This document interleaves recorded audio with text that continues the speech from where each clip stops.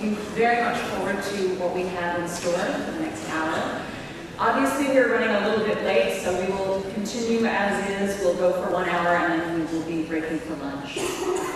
It's my pleasure to introduce Dr. Catherine Wessinger, who is a friend and a mentor to me.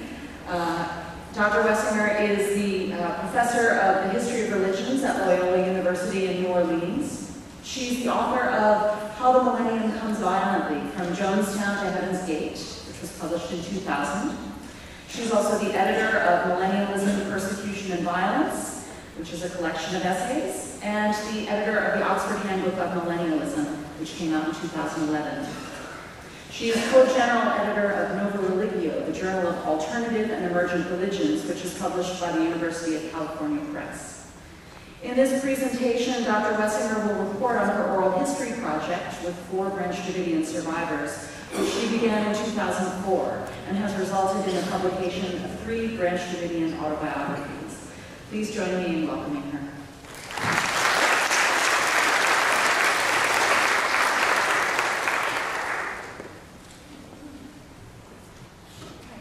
Thank you, Marie, for that kind introduction, and it's a pleasure to be here.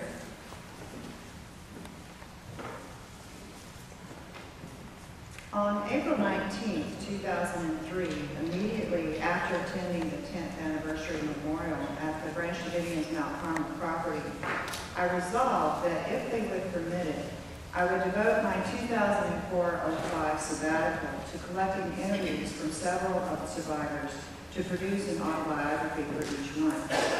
While much had been written about the Branch Davidians, and while David Thibodeau had published his autobiography in 1999, none of the other survivors had been given a venue to tell their stories in their own words. I began interviewing Bonnie Haldeman, Sheila Martin, Clive Doyle, and Catherine Madison. I copy edited and arranged the interviews with Bonnie and Sheila to produce their books, Memories of the Branch Davidians, the autobiography of David Koresh's mother by Bonnie Haldeman, and When They Were Mine, Memoirs of a Branch Davidian Wife and Mother by Sheila Martin, published by Baylor University Press in 2007-2009. 4 collected transcripts of the interviews with Catherine Madison have been placed in the Texas collection at Baylor University. Beginning in 2004, I recorded 31 audio tapes of interviews with Clive Doyle. Matthew Whitmer joined me in editing and arranging the transcripts to produce Clive's book, A Journey to Waco, Autobiography of a Branch Davidian, published in 2012. In 1995, sociologist James T. Richardson published an article entitled Manufacturing Consent About Koresh in Stuart Wright's edited volume, Armageddon at Waco. Richardson points out that during the siege of their residence at Mount Carmel by the FBI, the Branch Davidians were dehumanized in the media by the application of the term cult. Cult is a pejorative word that conveys a stereotype that prevents impartial investigation into what a group is really like. Richardson draws on the media analysis of Edward Herman and Noam Chomsky to indicate that the media have the power to depict people who die tragically as either worthy victims or unworthy victims. Worthy victims will be humanized in the media. Their life stories will be told, their faces will be seen, and they will be depicted in ways that promote empathy with their lives and grief of those who love them. Unworthy victims are dehumanized in the media by various means, one of which is to label them as members of a cult. According to Richardson, quote, those associated with David Koresh at Mount Carmel never made it into the category of worthy victims. Instead, there was an expressed ambiguity about their status.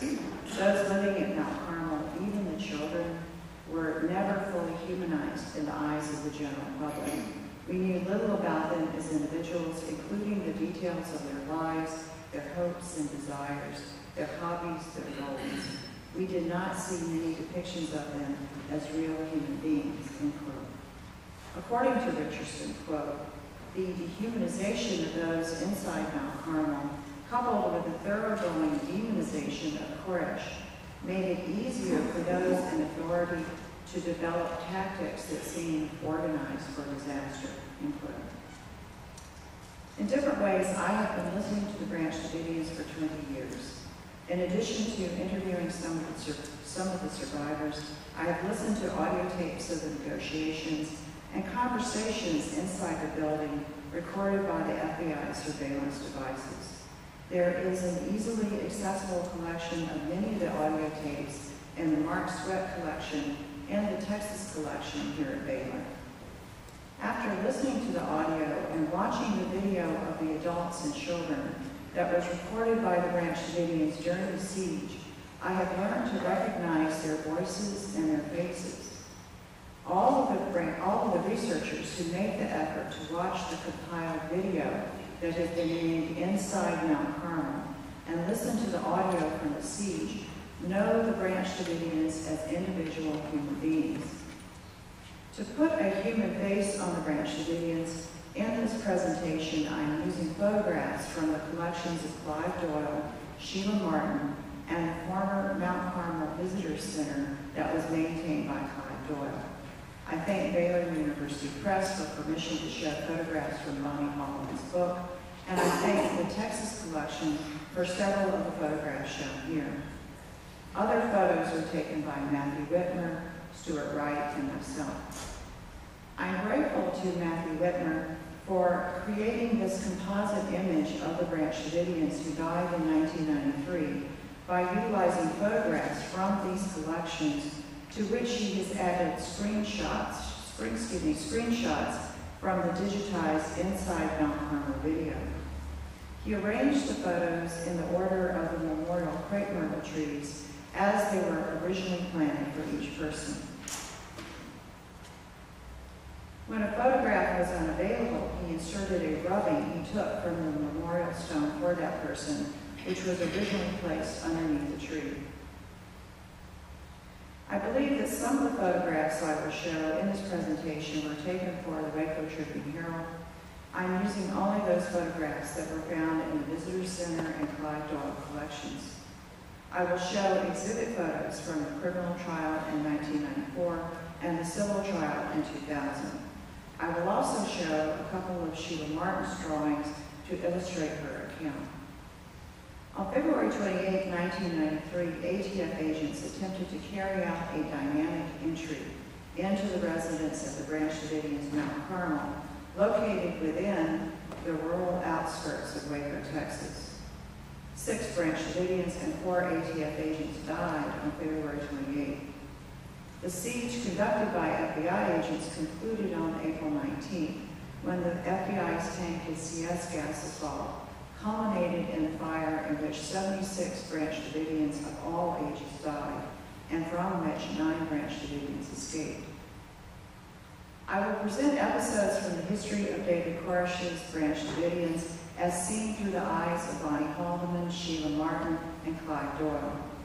I will include information about the events drawn from the FBI Major Event Log, available in the Lee Hancock collection at Texas State University, San Marcos. More Branch Davidian survivors live in the Waco area, in addition to the ones that I have interviewed. I encourage scholars at Baylor University to collect additional oral histories. I encourage Branch Davidians living in Waco and elsewhere to record their accounts, as should law enforcement agents.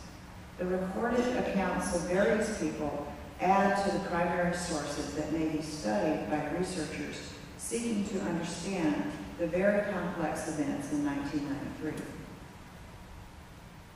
Before I proceed further, I wish to point out the distinction between Davidians and Branch Davidians.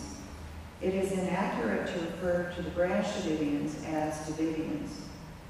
These are 2 separate groups, although the Branch Davidians see their prophets, Ben Roden, Lois Roden, and David Koresh, as being in a lineage of prophets going back to the Davidian prophet Victor Hotep, and before him, the Seventh-day Adventist prophet Ellen G. White. The Branch Davidian community in 1993. In 1993, the Branch Davidians consisted of about 130 members, including children. multi-ethnic and citizens of various countries. Most of them had Seventh-day Adventist backgrounds. Not all of them were at Mount Carmel on February 28th, the day of the ATF raid. Many were living and working elsewhere, including California. I have compiled information on the Branch Davidians who died in 1993 to give a sense of the composition of the Mount Carmel community. On February 28, 1993, 6 Branch Davidians died as a result of the ATF raid. Harry Jones, who was David Koresh's father-in-law, Winston Blake, Peter Hipsman, and Peter Dent, for whom we do not have a photo, was on top of a water tower, J.D. Mendel, and Michael Schroeder. Mike Schroeder was the father of 1 and stepfather of 3. He was working at the Branch Davidians car repair shop on Farm Road 2491, not far from Loop 340, when the ATF raid took place beginning at 9:45 a.m. on February 28th. That afternoon, about 5 p.m., Mike was shot and killed by ATF agents stationed on the property behind Mount Carmel as he attempted to walk back and rejoin his wife and children. The FBI special agent in charge did not permit his body to be picked up until March 4th. I thank Mike Schroeder's mother, Sandy Canizo, for sending this photograph. At the beginning of the siege, 21 children were sent out by their parents, beginning with Angelica and Crystal Sonobi, who were brought out by their mother, Floricida Sonobi, at 8:55 p.m. on February 28th. After that, Sita Sonobi was the woman who walked, then drove children down the Mount Carmel driveway, where they were picked up at the intersection of Doubleday Ranch Road and Farm Road 2491. The last child out was Heather Jones on March 5th. On April 19th, 22 children, from babies to age 13, died along with their mothers inside a concrete vault with an open doorway, which had survived with its contents intact a fire in 1983 that had burned down the administration building. Lisa Marie Martin, age 13, was with her oldest brother, Wayne Joseph Martin, age 20. A tank drove through the front of the building to the open doorway of the vault and gassed that area from 11:31 to 11:55 a.m. 2 of the children who died in the vault were infants who were born and died during the CS gas assault and fire. The 2 pregnant women were Nicole Gant Little and Aisha Jarvis Summers. 14 of the children, including the trauma-born infants, were David Koresh's biological children.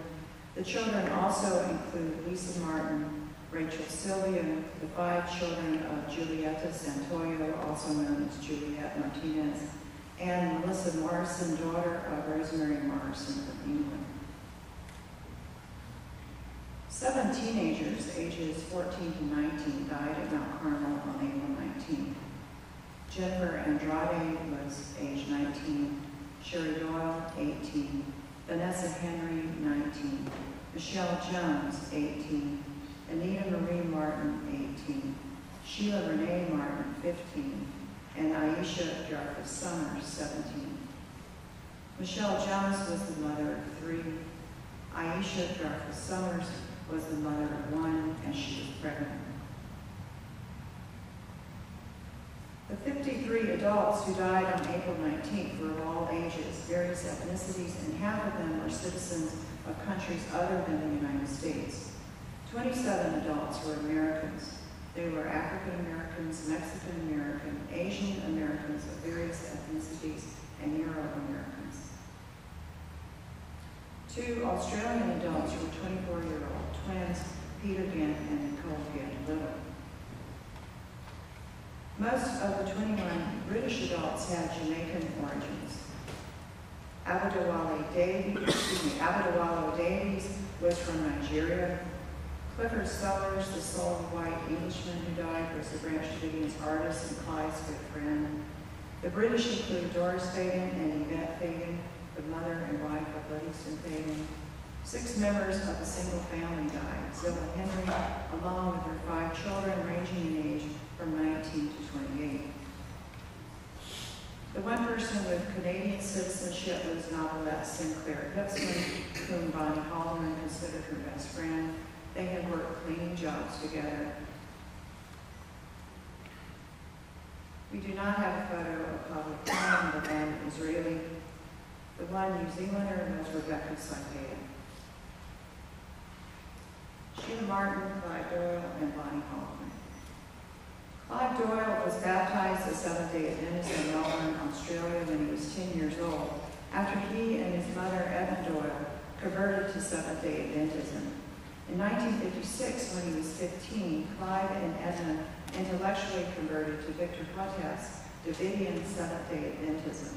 Hotep had established the Davidian community in Waco in 1935. In 1964, when Clyde was 23, he and Edna read themselves into converting to Ben Roden's Branch Davidian Seventh-day Adventism, which Roden founded in 1955. In 1966, Clyde and 3 other people were called to travel from Australia to Mount Carmel Center.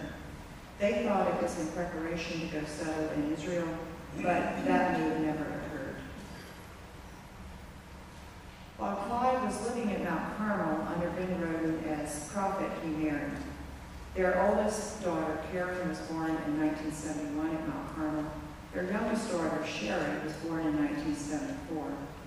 A couple of years later, his wife moved to California, taking the girls. When they divorced, his wife gave Clyde custody of the girls, and Edna came from Australia to help raise them.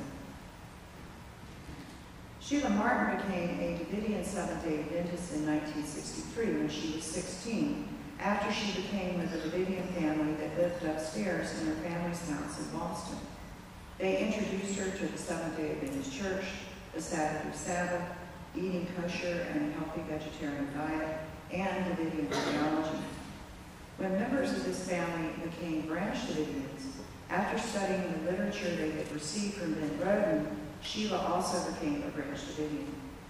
Sheila moved to New York City when she was 21, and there at a Seventh-day Adventist church, she met the young man she would marry, Douglas Wayne Martin.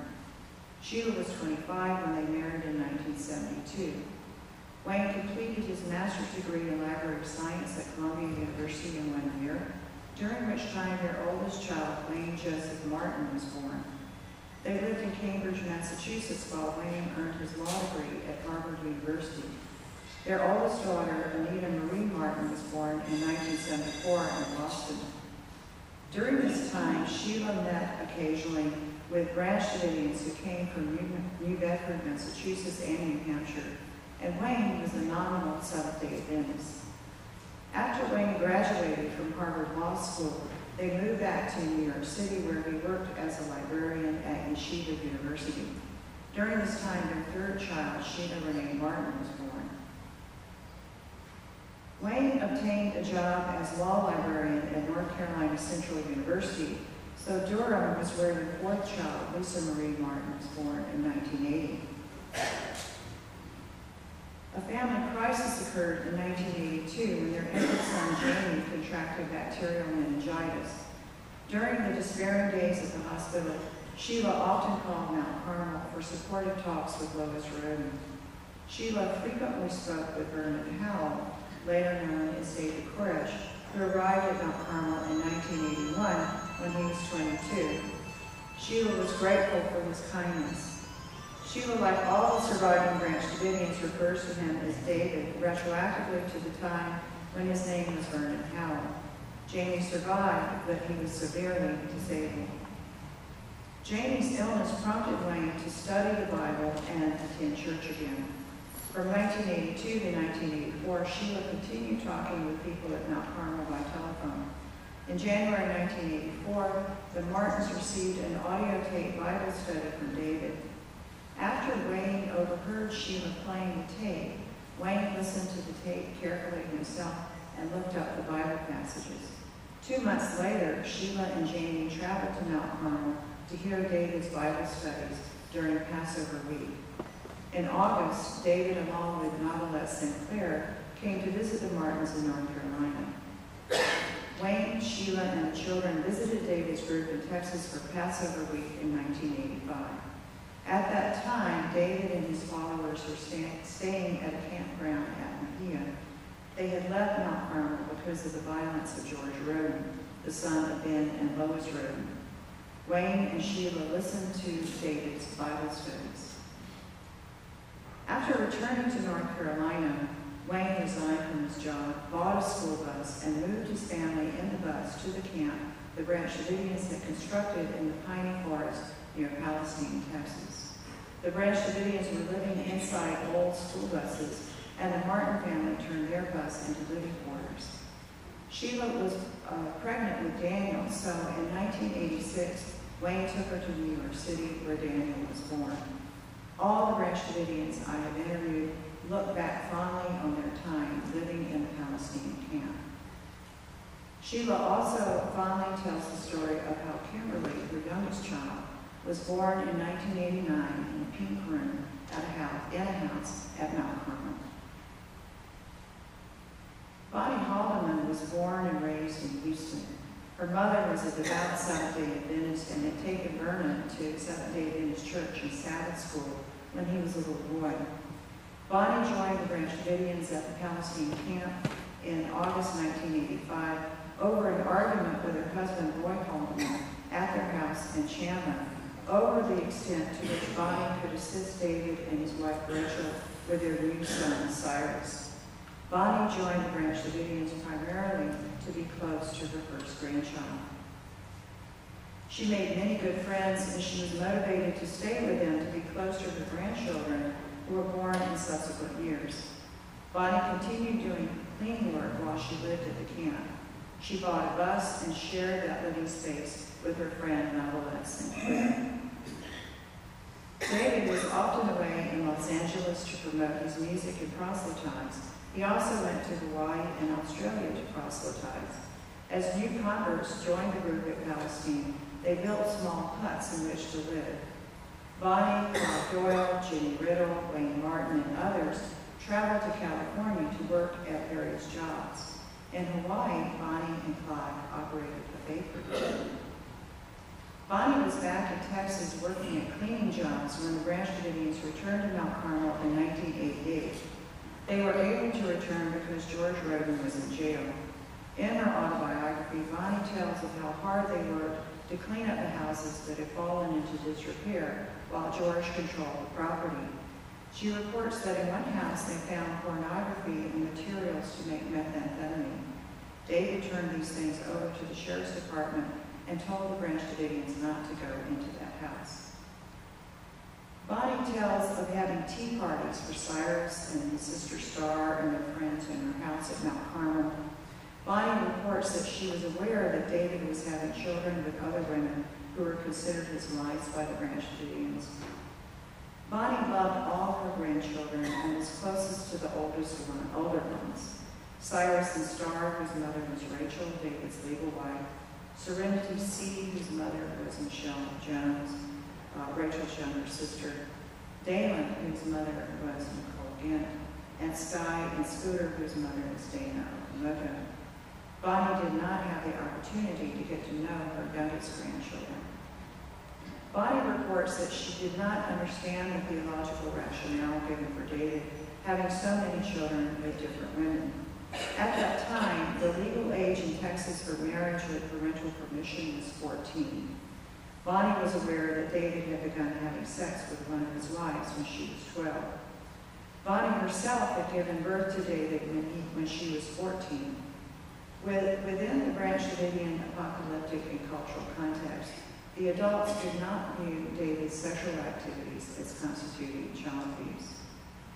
Contrary to what many in the public assume, the ATF rape was not justified by David's having sex with underage girls because child abuse does not come under ATF jurisdiction. It was a matter for Texas authorities.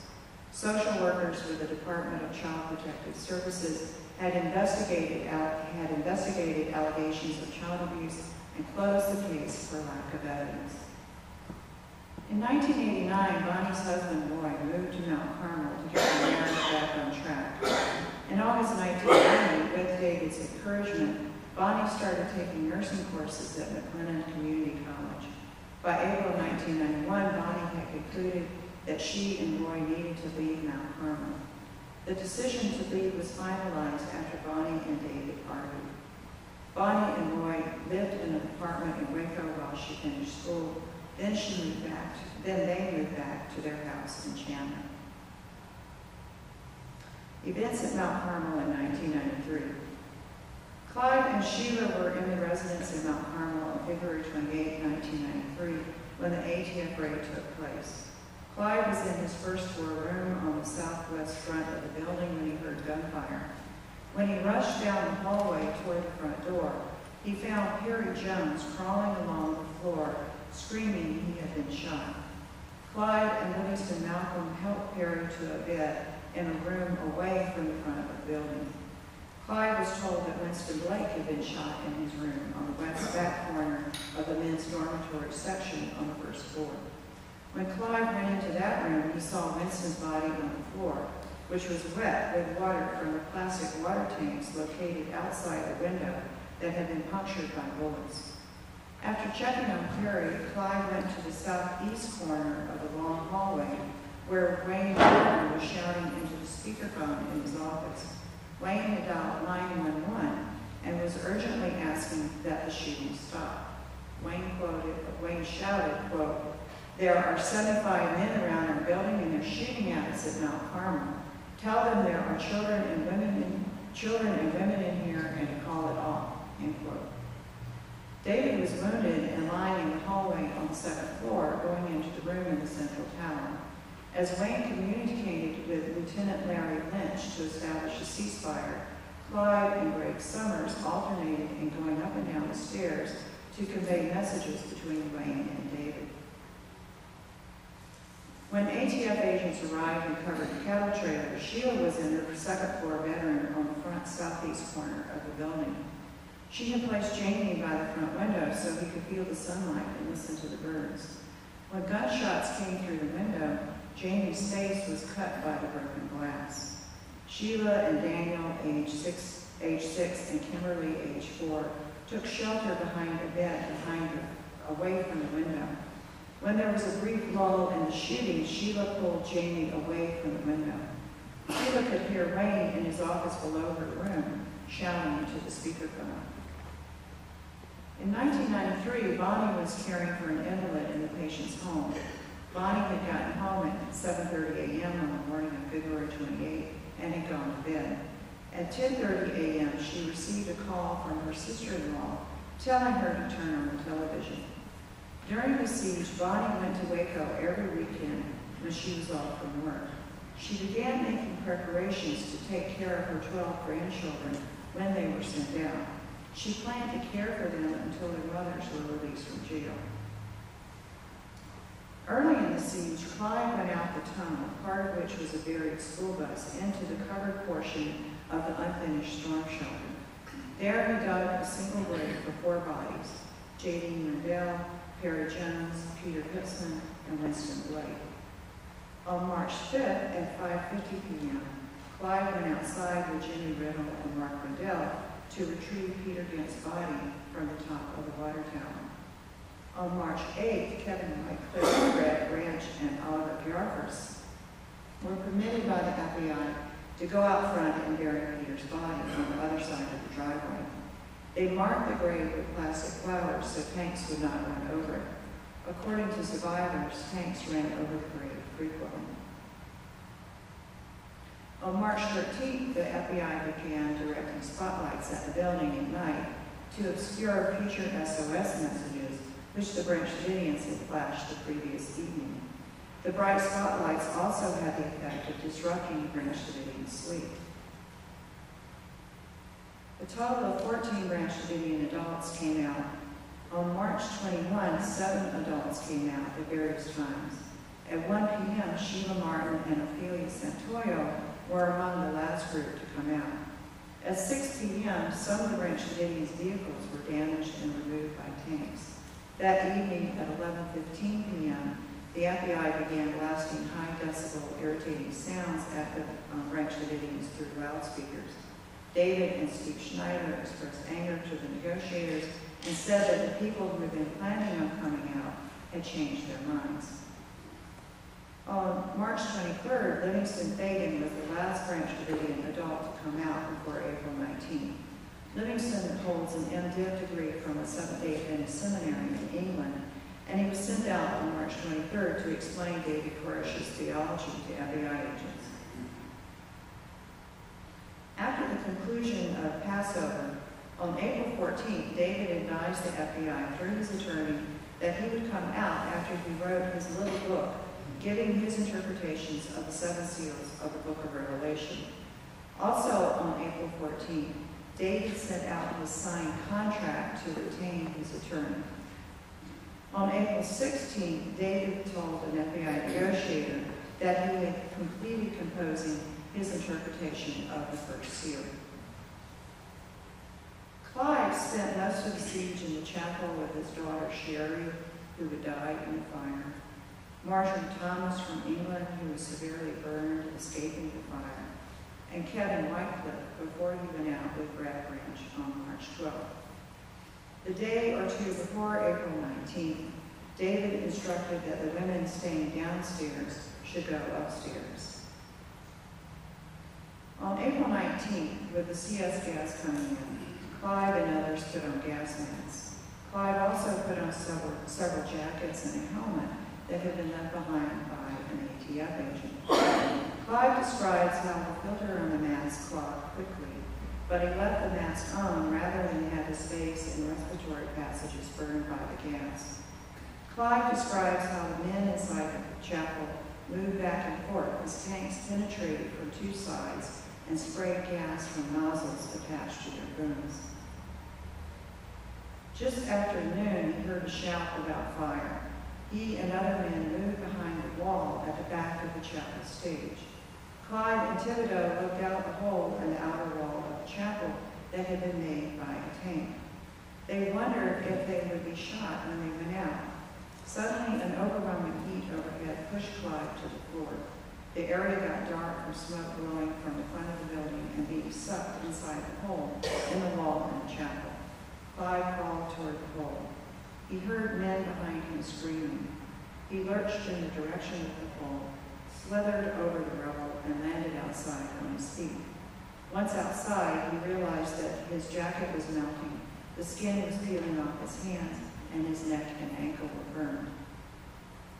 Clive was the fourth and last man out through the hole in the chapel's wall. Jamie Castillo, David Thibodeau, and Derek Lobach got out ahead of him. When they walked down the driveway with their hands up, they met Rennis Abram, who had jumped from the second floor in the front of the building. Clive saw the four men ahead of him going down the driveway, and he was ordered to follow. Like the others, Clive was made to lie face down on the ground with his hands secured behind his back. He was on the ground when he saw the fireball explosion, and he knew then that no one else was coming out.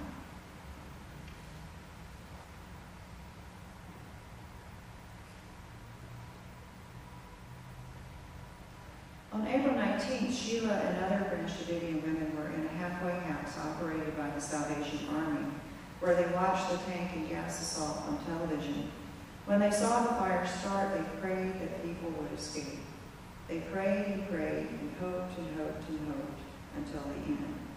Sheila's four oldest children, young Wayne, Anita, young Sheila, and Lisa, and her husband, Wayne Martin, did not come out. They are buried at McLennan County Westland Cemetery. Bonnie was at work caring for her invalid patient on April 19th. At 6 a.m., she saw on television the tank and gas assault begin. Bonnie went home, and she and Lloyd watched on their television. Life immediately afterward was a blur for Bonnie. When she arranged for David to be buried in the Tyler Cemetery, she thought she would have him cremated. Her mother told her to come to her senses, asking, "Hasn't he been burned enough?" Some of Bonnie's grandchildren are buried at Westland Cemetery. Sheila worked hard to regain custody of her surviving children, Jamie, Daniel, and Kimberly, who had been sent out on March 1 and 2. She made a home for them. Jamie died in 1998 and is buried with his father and older siblings in Wessinger Cemetery. In the criminal trial in 1994, Clive, Woodrow Kendrick, and Norman Allison were acquitted of all charges relating to the deaths of 4 ATF agents on February 28, 1993. Clive and Edna moved back to Mount Carmel in 1999, where they operated a visitor center memorializing the events and those who died, including the ATF agents. Edna died in 2001. In March 2006, Clive moved from Mount Carmel into Waco, storing the contents of the former visitor center. In 1996, Bonnie started working in a pediatric clinic in Tyler. Roy died in 2001 and was buried next to David. On January 23, 2009, Bonnie stopped by to pick up her mentally ill sister to take her to the doctor, and the sister stabbed Bonnie through the heart. Bonnie's grave joined those of David and Roy. In conclusion, I have learned from the survivors that I interviewed, not only Bonnie, Sheila, and Clyde, that they are intelligent and good people. Bonnie, Sheila, and Clyde have spoken with reporters whenever asked, because they always hope that the media will humanize their loved ones. They remember the deceased ATF agents each year in their memorial service. The surviving Branch Davidian adults with whom I have spoken look for David's return with their loved ones who are sorely missed. Everyone is invited to the 20th anniversary memorial tomorrow, April 19th, which we held from 9 a.m. to 4 p.m. at the Helen Marie Taylor Museum of Waco History. The address is 701 Jefferson. The names of everyone who died in the federal agent Branch Davidian conflict will be read beginning about 12 noon. I would like to now invite Sheila and Clyde to come up here, and they are happy to take some questions. So there's Clyde. Sheila, coming up.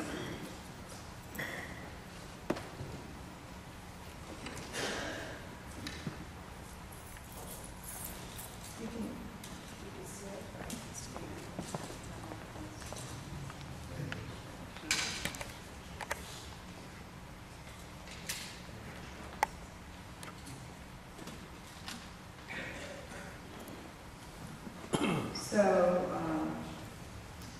would anyone like to direct questions to Clyde and Sheila? Yes, John? John Rowland, Constitution.org. The presentations today are focusing on the assault, but I've always regarded the second assault, which was the trial of the Davidians, to be in many ways a more serious assault than the ones that caused the deaths. Because what happened in court was a killing of justice and not just of human beings. Can you comment on the trial as you saw it?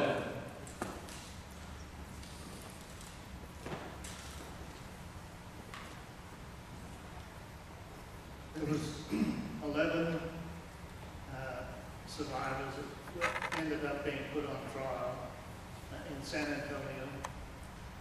We had Judge Walter Smith Jr. from Waco as the federal judge in that case. And to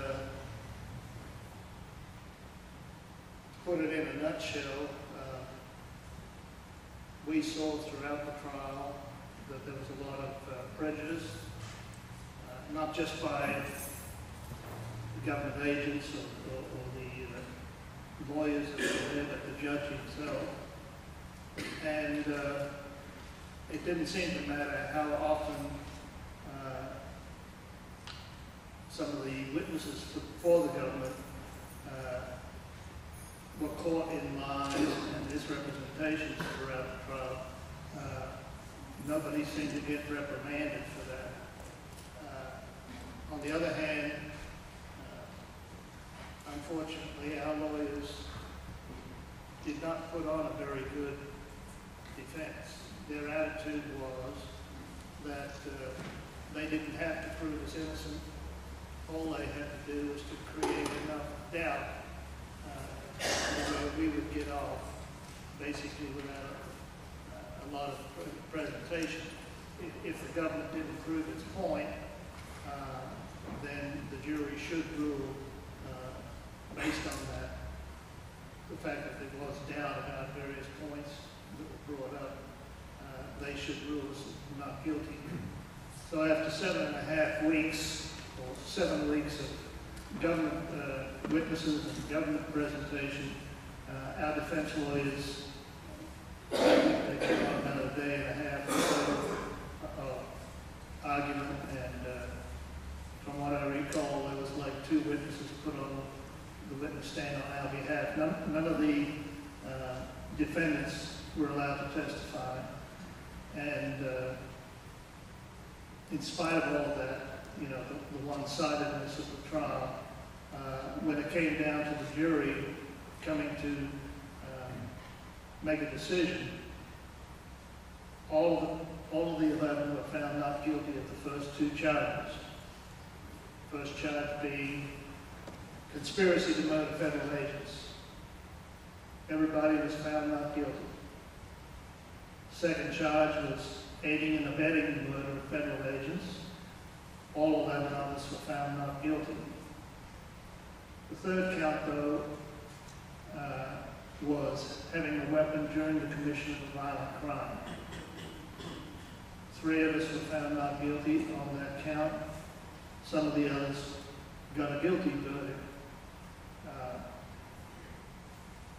From what I recall, the judge had given instructions to the jury, something like 90 pages of instructions on just how to vote on the third count.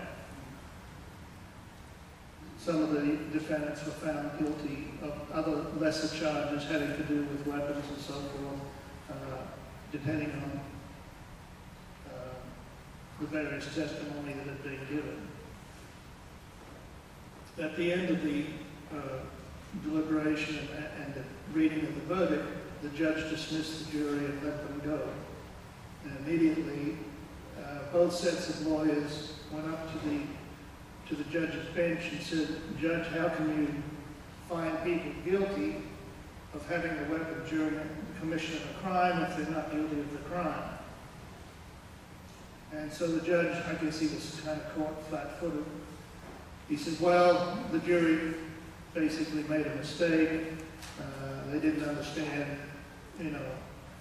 the instructions. But I've already dismissed them, and it'd be a lot of trouble to bring them back. They're already probably out of the courtroom, out of the court building, which probably wasn't true because they barely left when this presentation went on.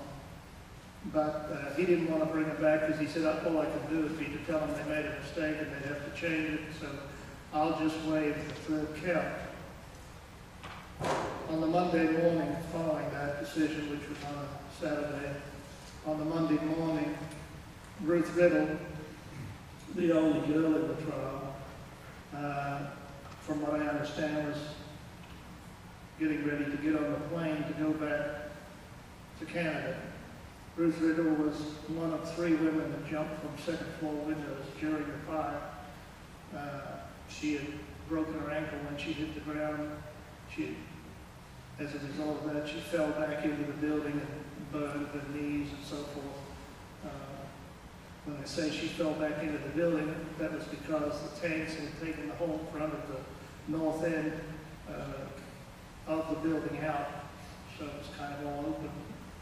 And so the way the government presented their description of Ruth Riddle during the trial was that she had jumped out and had second thoughts and tried to run back in and commit suicide. There was no mention that she had a broken ankle and that she'd fallen forward into the building.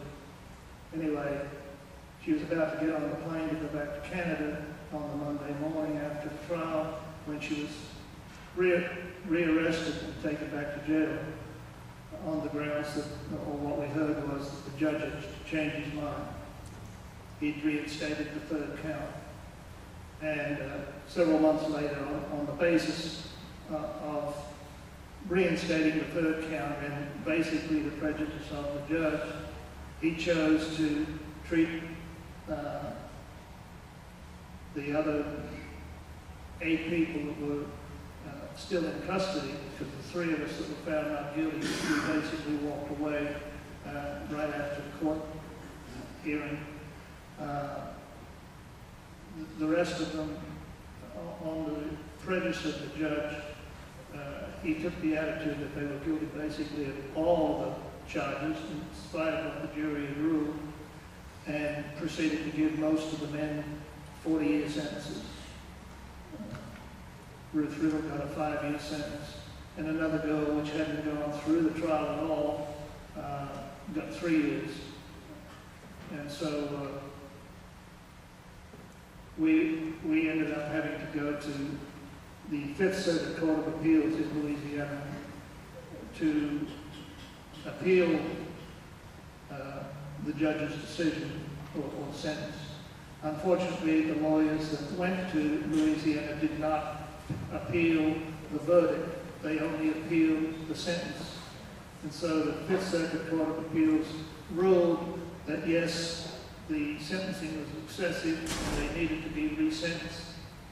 But based on their decision, they sent the case or the process of being resentenced back to the very same judge, Judge Walter Smith, who proceeded to give them the 40 years all over again. So then it took 2 efforts to go to the Supreme Court in Washington, D.C. On the second time the lawyers went, the Supreme Court ultimately reduced all of the men's sentences down to 15 years. And so most of them were able to get out in less than 15 years based on good behavior and accruing, some good time. All except Livingston. Livingston Fagan had been a guinea pig type situation, you might say, during the trial. He was the only black man that had survived other than Norman Allison, but Norman Allison hadn't been in the building throughout the whole siege. So Livingston Fagan, you saw his picture up on the screen just a while ago, he was picked by the government to be the shooter that shot one of the agents at the north end of the building. And even though he didn't fit the description and he wasn't in that particular area when it happened, being the only black man that survived, they wanted to make him the shooter. In my case, they wanted to make me the lighter of the fire based on the fact that my hands were burnt. Probably 2/3 of the way through the trial, my lawyer said they finally decided not to pursue you being the one that lit the fire. And I said, well, why have they changed their mind? He said, well, they've got no evidence, so they're going to drop that. But by the time we had the congressional hearings in Washington, D.C., one of the fire investigators that they had proceeded to point blank blame me for the fire in that panel hearing, based on the fact that, like I said, my hands were burned. And so I guess the congressional panel didn't accept that, and of course the jury didn't accept that, so like I said, I was exonerated and managed to come out after being incarcerated for almost a year. Can I answer your question? Thank you, I'm kind of long-winded, so excuse me. Yeah, you can see why I prefer to carry my own issues. But of course, they're always informative. Everything client says is very informative. We're going to need to wrap up in a few minutes, but I wanted to ask Sheila if you haven't, what comments would you like to make before we close? Many times I tell people that when you're getting ready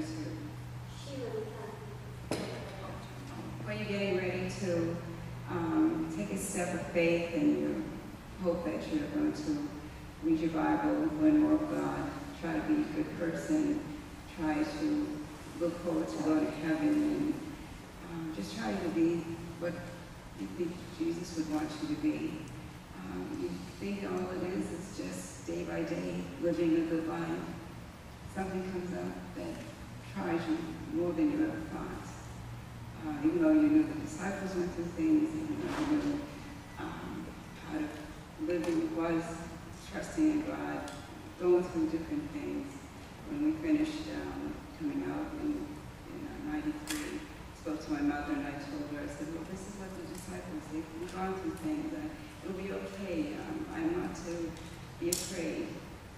But on April 19th, that's when you realize that your real faith and your real hope had to be strong again. Because you saw what you thought was your life of being a wife and mother, and watching children grow, teaching them things, all these different things that you believe is part of your experience with God and your hope of the future. You began to realize that this was more.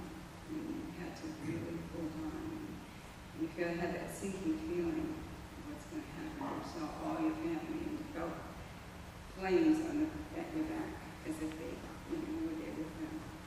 You had to have that hope of knowing that you'll see them again. And that God's going to take you through all these different things. And then you have to hope that you can help somebody else. That your life will be more than just what you had before, but that you can make it and hope you can help other people get to the kingdom. Thank you, Sheila. I think we're going to need to stop. Certainly they'll be around at the memorial and you can talk to them. But Maureen has some announcements for you. Thank you very much, Sheila.